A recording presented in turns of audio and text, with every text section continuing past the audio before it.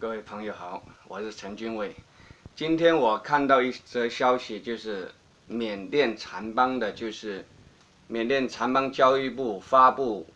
消息，就是向中国收购36.5万辆自行车，就共享自行车，记住共享自行车。然后呢，也就是废弃的共享自行车，然后现在已经全部修复。在仰光，就是缅甸的首都仰光，那个修复完毕，然后将免费发送给有需要的生活贫困的缅甸学生。大家看到这个消息，看这里，大家不知道有没有个很重要的问题啊？记住哈，共享单车是属于企业的单车，是属于企业者，是属于投资者的私人的单车。但是他为什么会跑到了别国，而且近乎免费送给别人？35元，以35元，记住是35块钱人民币，以35块钱人民币向中国购买了36.5万辆废弃的共享单车。大家看到这个消息，不知道心里有没有凉了一截？共享单车大家都知道，共享单车的质量其实是最好的，因为共享单车它是在制造的时候就想长期使用，以租用的方式，以租用给民间给民用，它是一个企业在运营，是几家这个那个比较知名的那个共享单车的企业，那个准备长期做生意，租用给那个民间，租用给那个大家去使用，然后他从中通过持续的出租的费用来维系的这样的一种企业，它的质量肯定是比一般的自行车要好很多很多，能够经得起摔，而且那个自行车链都是通过特制的。那么今天怎么会莫名其妙就跑到国外去了？私人的资产，个人企业投资的资产为什么会跑到缅甸去了？类似于缅甸的话，也许只是冰山一角。早期有大量的摩托车，这些东西又跑到哪里去了？是不是也跑到别的国家里面去送给人家了呢？如果单纯大家只是看到这个35块钱，大家还没有什么概念。我现在来告诉你，就是国内的那个最早做的好像摩拜的单车，它的造价就是最早期的那个版本的是3000块钱的成本一辆制造的，3000块钱，现在变成35块钱，近乎白送给别人，3000块钱，记住是企业的。然后呢，后期的话就通过成本的压缩啊，各方面的，才可以有办法做到造价1000块以上。但是还是很高的成本的制造一辆自行车。为什么它会那么高？大家都知道它里面有那个 GPS 的模块是吧？有的还有内置电池啊，因为需要联网嘛是吧？它需要扫描，它始终需要有一个电池系统，当你可能在踩的时候产生电，然后持续供电嘛。整个造价是非常高的，而且制造很麻烦的。为什么一个私人的企业，它为什么？我现在在这里跟大家讲一讲，就是首先，这个自行单车是怎么跑到政府的手中，再由政府送给人家的？大家弄清楚这个东西。大家都知道，早期的时候，很多地方，就是政府其实是打压这个共享单车的。有时候莫名其妙的，你的共享单车就被摞成一大叠，然后就扔在一个角落里面去了。然后的话，就人为被破坏、被损坏。这个东西大家应该都知道的。自行车、单车为什么会跑到一大堆的这个那个国家的那个自行车收购的那个废弃的地方去了？它怎么过去的？也都是通过这样方式，就是第一个人为破坏你，第二个以各种各样的名义，反正先别说，先拉出去就往那个废弃场扔。是这么形成的。这个废弃的话，企业的东西辛辛苦苦的制造出来的产品，怎么会莫名其妙废弃呢？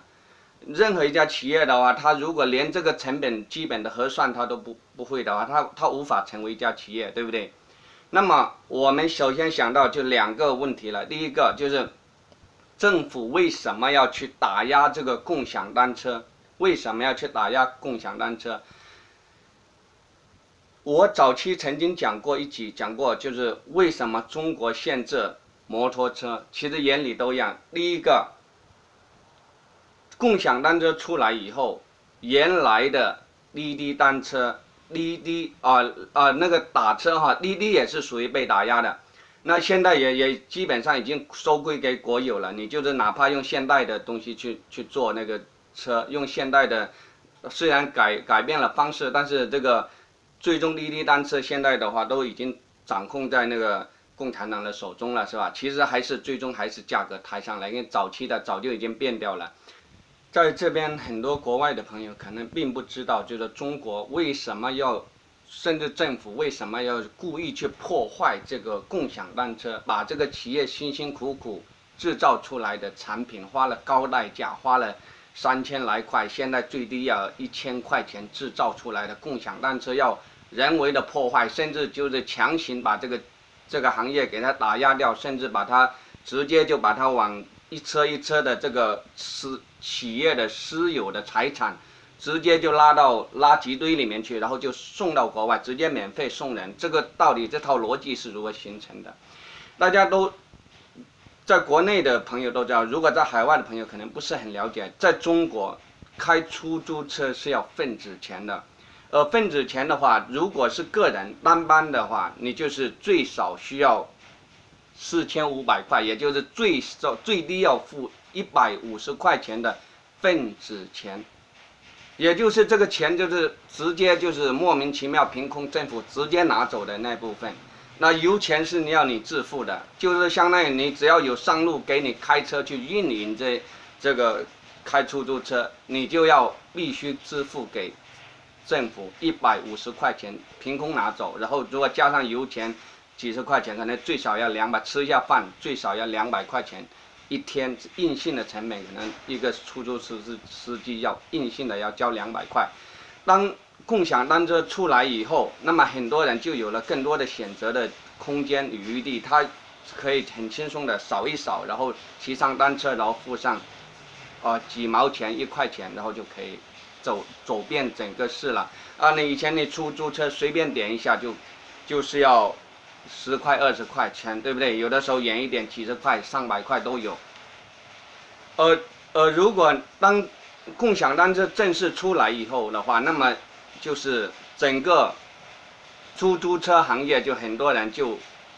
没法活下去了，因为出租车司机生存就越来越困难了。你想一下，出租车司机一天是要，以前的话就是在正常的话有份子钱的情况下，双班倒也要8000多，就2个人，有的合并着，然后一起来开，然后一个人负责白天，一个人负责晚上，工作都是12个小时等在那边，然后一个人你工作12个小时，然后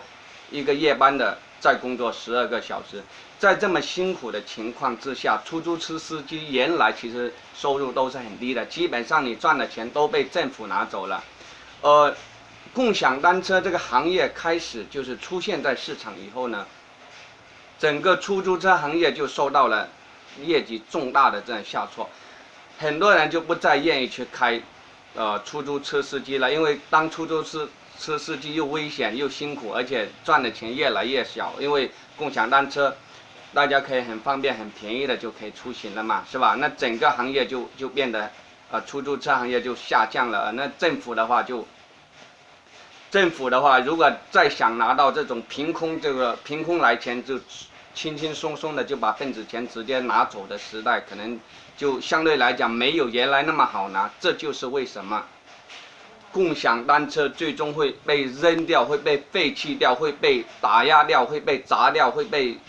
城市的居民生活区不允许你进入的原因都在这。那么现在的话，这样大规模的这样整，再加上这几年中国的经济现在已经明显不行了，那个很多企业都跑路了，现在都活不下去了。摩拜单车 OFO 好像是不是摩拜单车还是已经倒闭了，是吧？那这些钱的话，当时的话，除了说出租，其实很多企业并没有收回成本，就是光靠这种出租这样的钱，其实是收不回成本的。很大一部分人的资金还来自于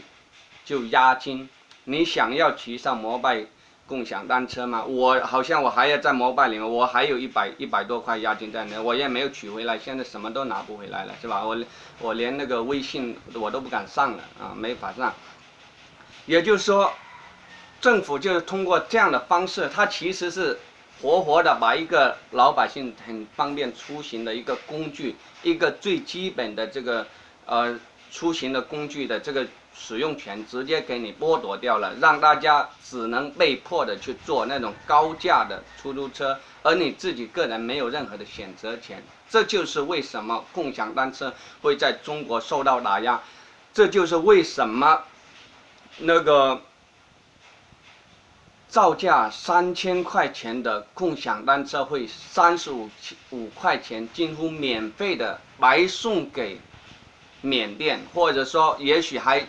现在暴露出来是缅甸政府，他可能想很高兴，因为白捡了一大堆这个质量最好的车白捡过来，他是很喜悦的，他只是没想到这是中国人的血汗钱，大家。很多人并没有想到，这个钱就是中国的企业的钱，企业他妈辛辛苦苦被政府这个强行夺走的车，这是人家的生命，这是人家企业的生命，活活的把一个企业给它折腾死掉，活活的把我们中国人的辛辛苦苦的押金永远拿不回来了，全部都白送给邻邦，就这样一个过程。这个暴露出来只是一小部分。还有多少的看不到的一些隐秘的这个资产白送给别人呢？包括摩托车，全世界没有任何一个国家禁摩的，除了中国，这些都是为了第一个为了维持高收入，能够通过大家，因为你没有摩托车，你只能坐出租车或自己去买车，买车需要购置税，需要各种各样的税收，需要油费，需要很高的油费。需要，如果你不买，你坐公交车，你坐出租车，你需要交出租车很高的费用，因为所有的羊毛出在羊身上。既然师傅被抽走的份子钱，他这个钱最终还是摊平到老百姓自己的手中，对吗？这就是为什么会出现这么奇怪的这个现象，因为中国人就是共产党手中的羊毛，你只是准备等待的被屠宰。被收割、被蹂躏的命运，这就是中国人，这就是目前中国人当前的生存状况。今天的视频就讲到这，谢谢大家。